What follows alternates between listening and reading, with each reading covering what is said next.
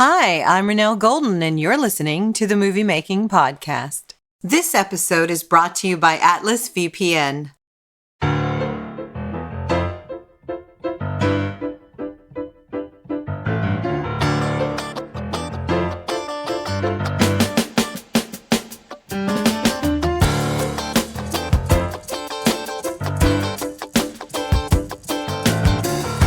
Hello, everybody. Today I am here with Nicola Rose.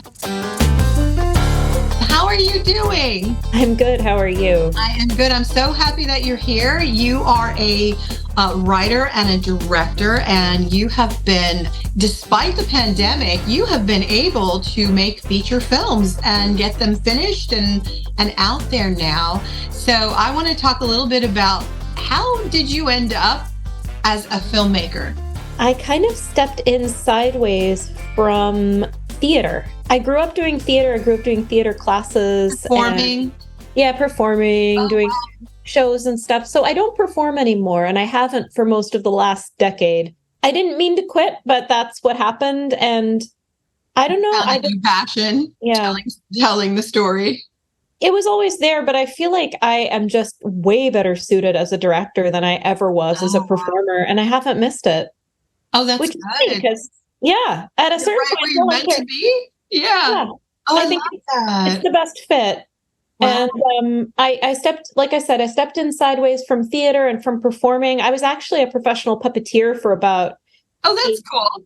8 years, 9 years, some stretch of time. What are they called? Marionettes? I learned a little bit of marionettes along the way, but it was more like I never got like super professionally competent at them. I was more of a Muppet type puppet performer, and Oh, that's very cool. Did you do ventriloquism then? Like, not well. Oh, sadly.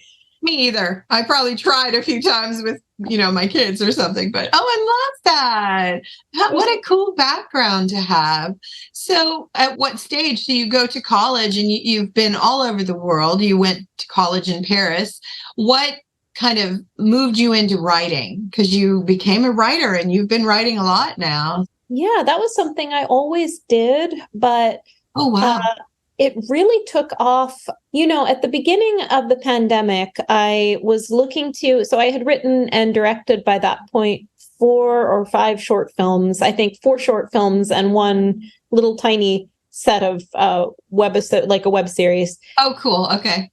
So all of that I had either written or adapted from pre-existing material. Mostly I'd written it all. Yeah. And at some point, there was a feature film, there was a feature-length script that I had already sitting around from, 8 years prior, 7 years prior.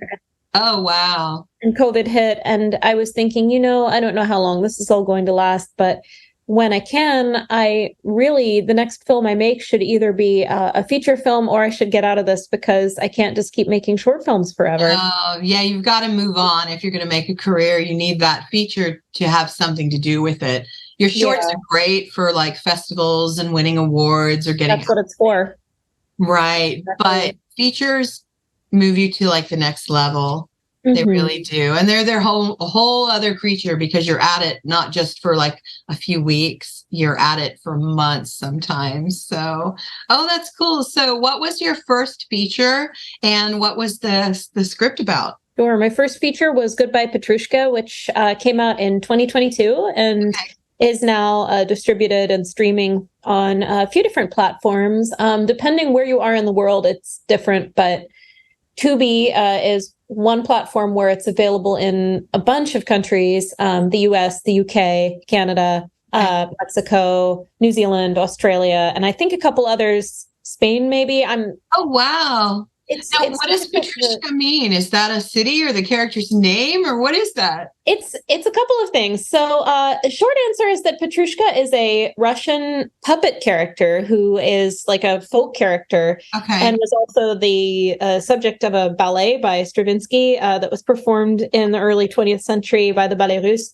And so that story is a story within the story of Goodbye Petrushka.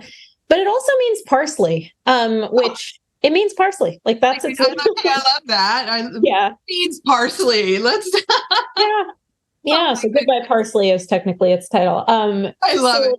Oh. So yeah, is a sad clown who falls in love. He's a marionette, and he falls in love with a ballerina marionette, but she loves somebody else. And so the love triangle at the center of that parallels a little bit, not precisely the love triangle or triangles that are in my movie.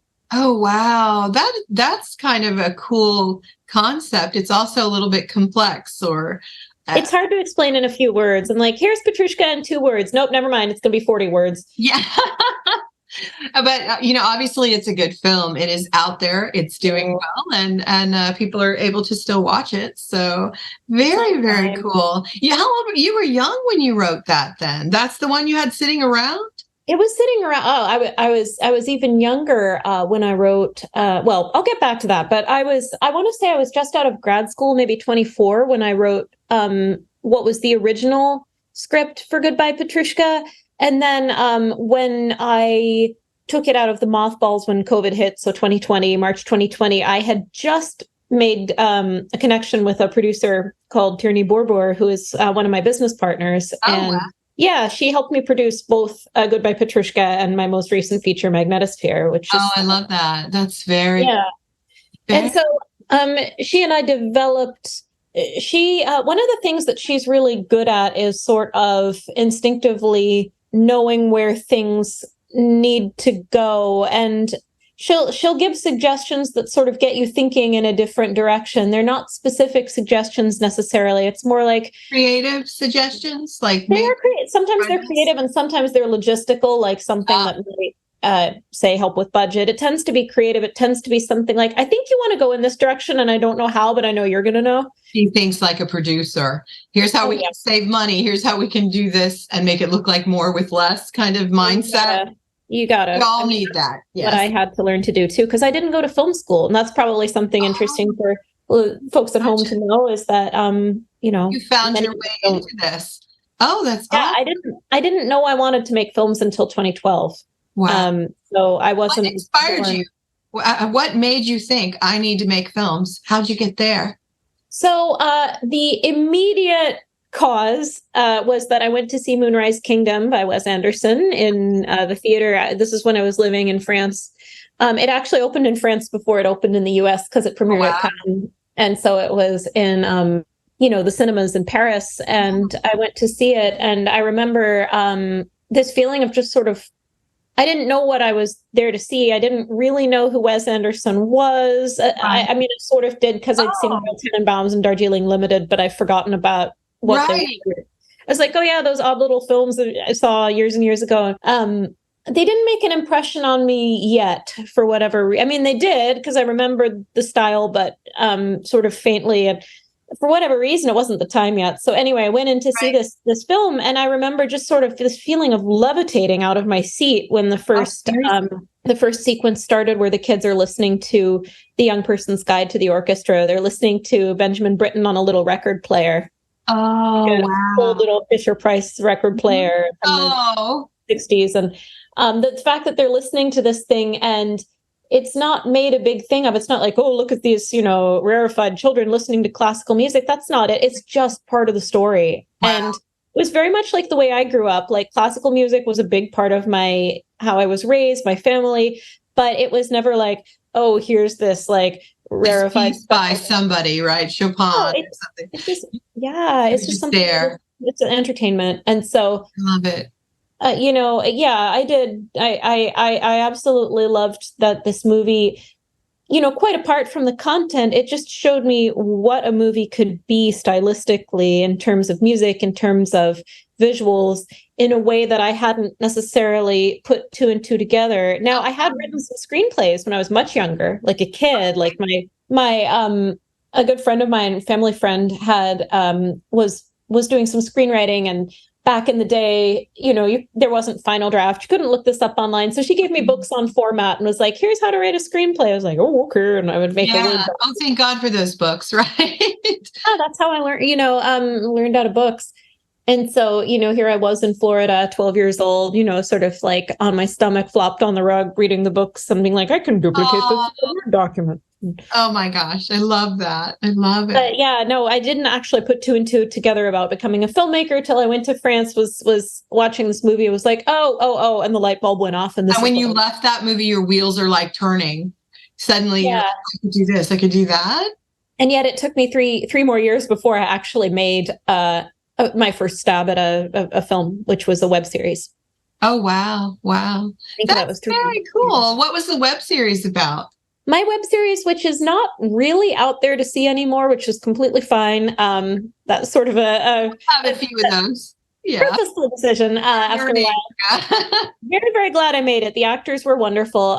It had to do with a girl who was, to not use the word possessed, she had a living puppet that grew out of her hand, and it was ruining her life. Very cool. Yeah, a little bit of a high concept sitcom. So the puppet was like this. It had a mind of its own, this little evil thing that was like basically just getting in her way.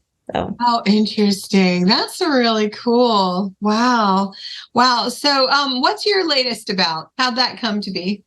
So my latest film is a feature called Magnetosphere, which is my second feature. And it was shot this summer in Canada, in Sault Ste. Marie, Ontario, where I spent the summer. Did you decide to go there, or were you staying there and like, I need to make a movie? It was a decision that came together sort of piecemeal. I wanted to make the movie in Canada because there were a number of actors who were Canadian whom I wanted to cast in the film, and doing it in Canada seemed the most pragmatic way to sort of keep them all involved. Together. And keep costs down, right? If only you're going. Yeah, it got complicated. It got complicated, but yes, there's certainly the value of the US dollar goes a much longer way in Canada, and there are provincial and sometimes federal incentives that you have that you don't have here, even regional incentives at times, depends where you are. I will say Canada certainly cares about independent film. I was going to ask you, are they more film friendly up there? It sounds like they might be. Toward independent film, yeah, there's actually this notion that it should exist and deserves to be funded. Oh, yeah, because we fight to get our projects done here. It's so hard. And of course, Florida, we won't talk about it, but there's nothing for us unless, we just want to keep it small. So unless you want to crowdfund, and that shouldn't really be. People always say, "Oh, are you going to do a GoFundMe?" That shouldn't be. That should not be the recourse that people have to. Yeah. Why do we have to? Yeah. Now, stepping out of my first world problem for a second, the real problem is that people have to go to GoFundMe to treat their cancer. The problem is not movies. The problem is right. You're 100% right on that. And I always feel guilty. I know that's not think about.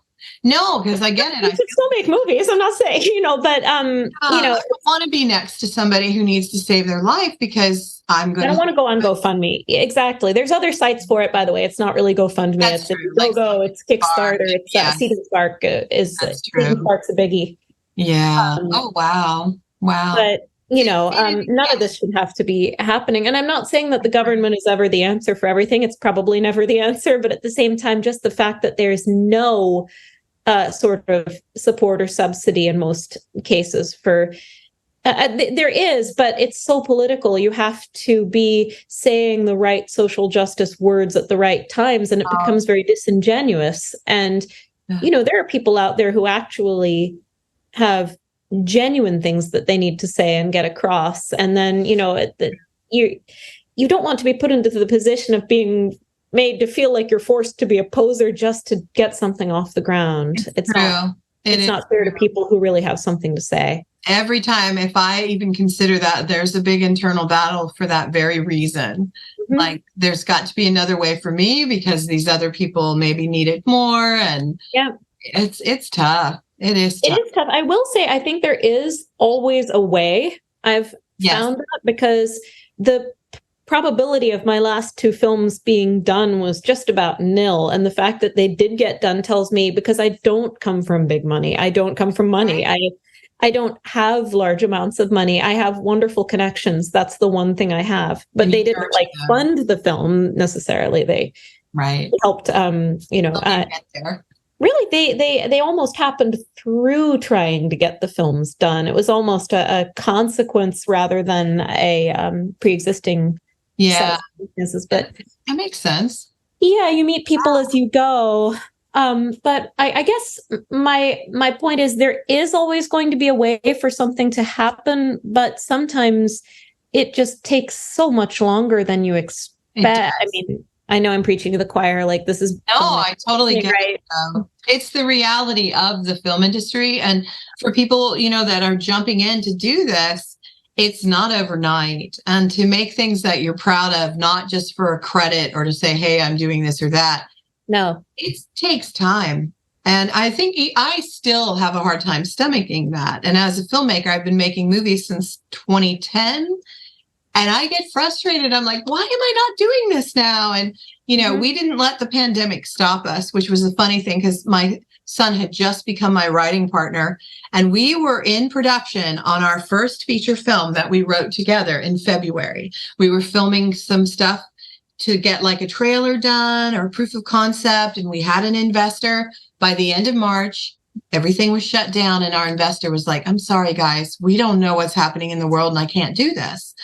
And we were like, oh my God, what do we do? And he had this brilliant idea because he's like, Mom, let's use what we still have left and figure out what we can do. And we ended up we're like, okay, well, because of COVID, we can't do something all over the place. We can't be traveling. So we picked locations that we had in our little town and we picked the bowling alley in Oviedo.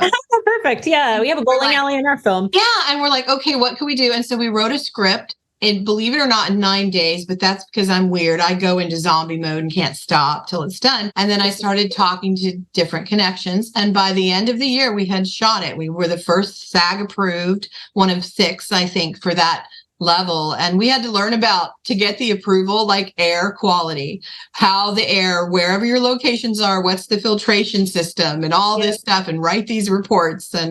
But we did it. And we didn't let it stop us. And you did the same thing because I was looking and it's like you did it in 2020. I think you might have had one in 2021, something in 2022.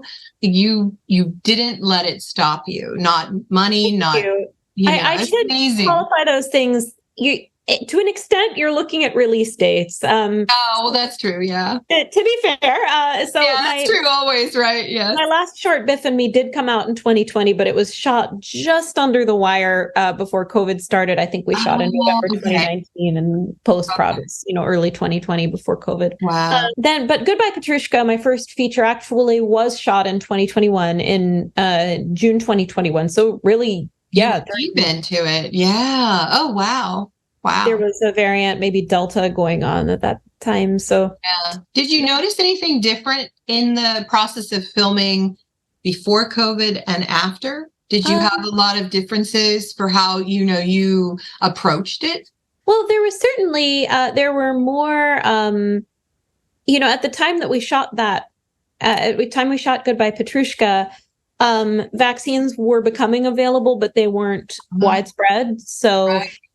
It wasn't a given that everybody would already be vaccinated. So, precautions had to be taken, and there were certain rules that were in place for how people had to be tested and when and so forth, and what intervals and how, and all sorts of safety precautions that had to be taken that maybe now you would still want to take, but it's not mandated in the same.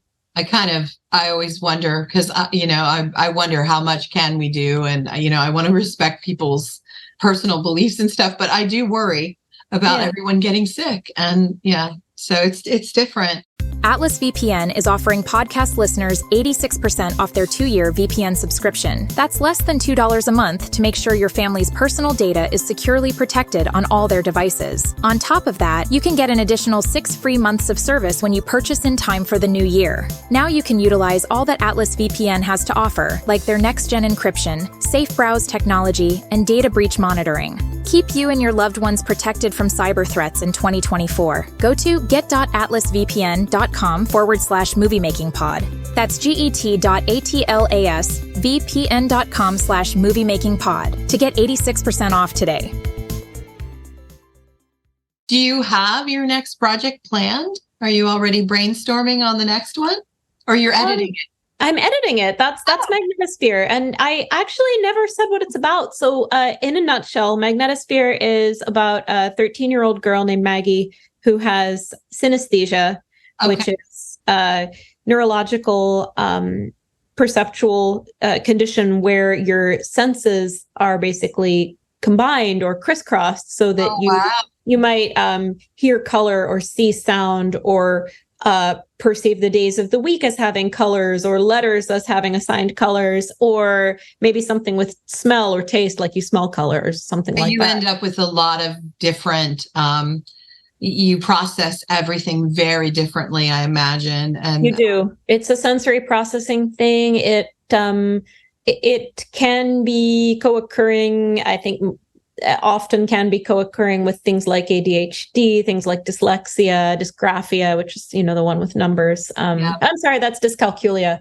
And autism in some cases, although that's not dealt with in this story. We only have so much space.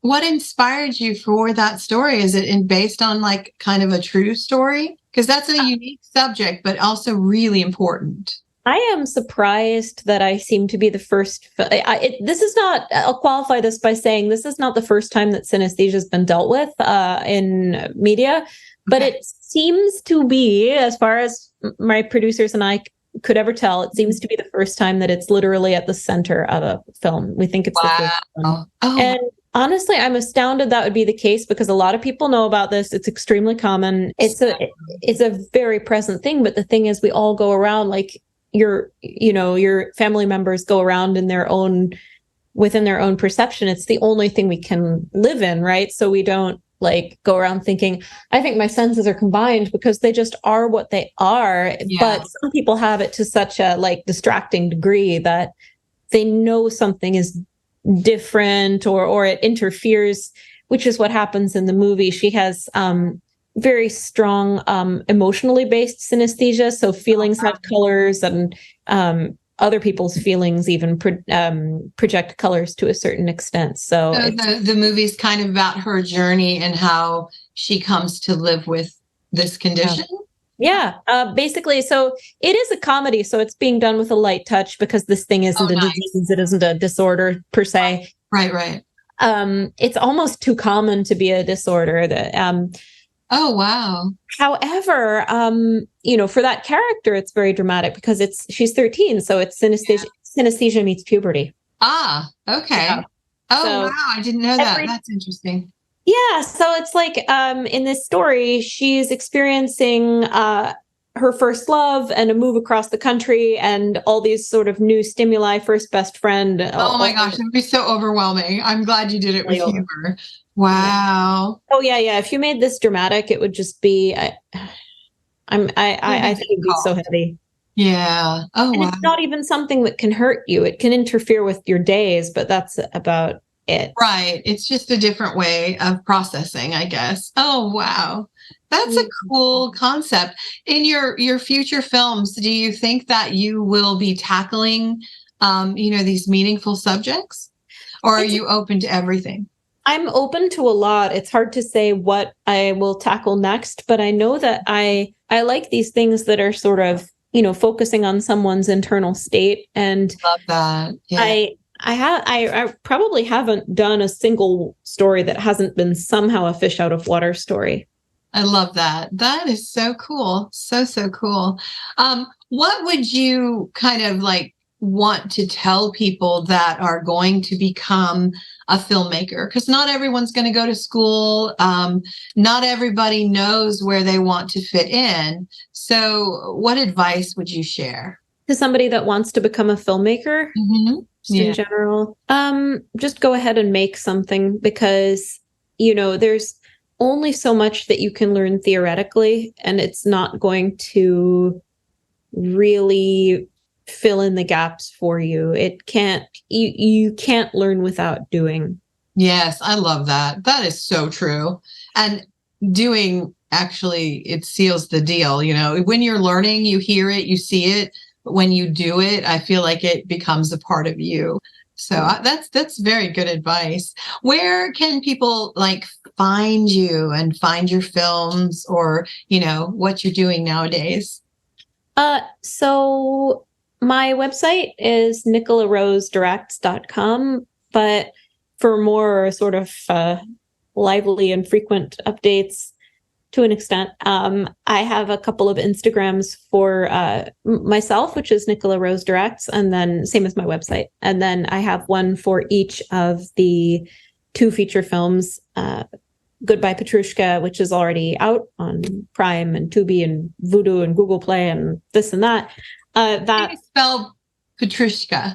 Sure, it's the actual Instagram. First of all, Instagram for the movie is Goodbye Petrushka Film. So goodbye is like you would think, and then Petrushka, Petrushka film. So Goodbye Petrushka, Goodbye Petrushka Film. I love it. It's not as hard as I'm picturing it in my head. That's awesome. Okay. Yeah. And then the other one is Magnetosphere, which I will spell in a second too. Yeah. Magnetosphere. I know they're both weird. Magnetosphere movie, which is Magnetosphere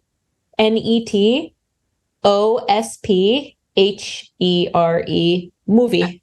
Movie. Okay, perfect. Yeah. Perfect. And those are all on Instagram, and they can find you by your name. There are Facebook pages for them too. They have essentially the same info as the Instagram, but it's matter of what do you want to look at? Are you on Facebook? Are you on Instagram? Look at them all. They need to look at them all. So a couple more questions, and then we're going to do our 5 for 5. But when you jumped into becoming a filmmaker and you made that decision, how did you go about networking and meeting the people that actually became part of your storytelling journey?